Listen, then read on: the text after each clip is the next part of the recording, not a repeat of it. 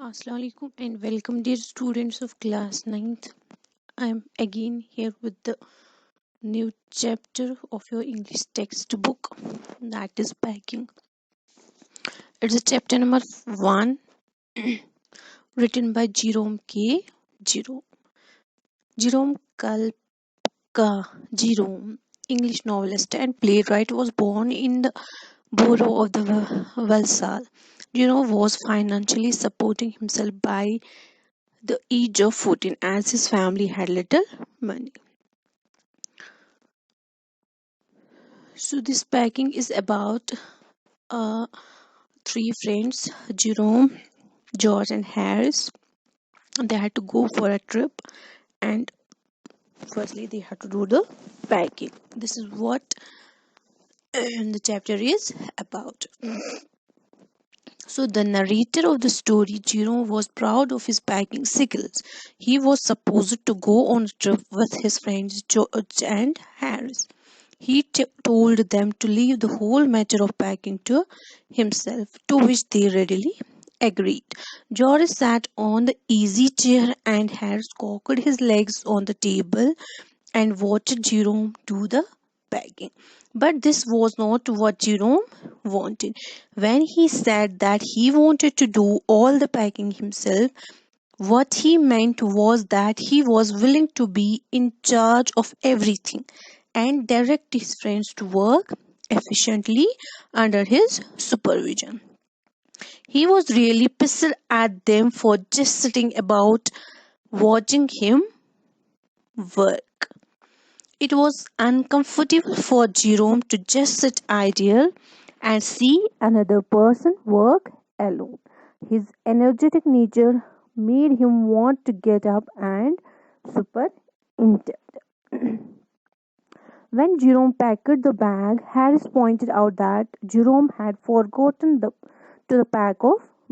pack boots. So he had to open the bag again and pack his boots in. And just he was going to close it, he doubted if he had packed his toothbrush. Whenever he would be about to travel, he would get nightmares of forgetting to pack his toothbrush. Then he would wake up and go on to hunt. Then he would wake up and go on to hunt for it, search for toothbrush. Then in the morning he would pack it before he used it, and then he had to unpack again to get it and would repack, forgetting to put the toothbrush in again. Then he had to rush upstairs to fetch it. He always ends up carrying the toothbrush wrapped up in his pocket handkerchief. So, as usual, Jerome had to search the whole bag. He found George's and Harris's toothbrushes 18 times over, but he could not find his own toothbrush. At last, he found it inside a boot, and he had to repack once more. After he was done, George asked him if the soap was in, but Jerome was so exhausted that he just did not seem to care. But after he opened the bag again. He noticed that he had packed his spectacles inside and had to open the bag again. Finally, he finished packing at 10:05 p.m. And now George and Harris decide to pack the food hampers. George and Harris started by showing that they were better than Jerome at packing. Jerome was excited to see how they would proceed. As he anticipated, they started with breaking a cup.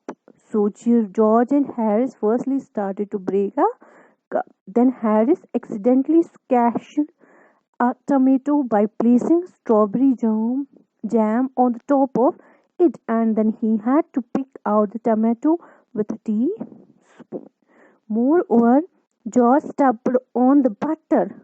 Now it was Jerome's turn to sit back and watch them, which irritated them. They stepped on things, put things behind them, and then they were unable to find them when they needed them. They put the pie at the bottom and put heavy things on the top of it, which ended up ruining the pies. They poured salt all over the place and did wonders with the butter. George got stuck. George got the butter stuck to his slippers. After he got it off with his slippers, they attempted to put it in the kettle, but it would not go in.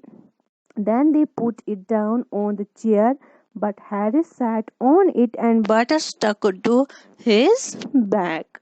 Then they went around looking for it. After a lot of searching, George discovered that it was at the back of Harris the whole time, and finally they packed it in the teapot. And then their dog Montmorency came into the scene, only to add to the commotion. Montmorency was a naughty dog whose aim in life was to create hurdles and get scolded. He wanted to create hurdles or bring hurdles in one's life, and he wanted to get punished. This was the aim of the Montmorency, a naughty dog. It was only when he was screamed at that he felt that his day had not been wasted. So, just when things were ready to be packed, he came into the room and sat on them. Whenever Harris and George extended their hand for anything, Montmorency made it a point that they reach for his nose. He put his leg into the jam, disorganized the teaspoons, and hampered the lemons. After uncountable obstacles and tremendous efforts, finally the packing was done at 12:50, and Harris sat on hamper hoping that nothing was broke.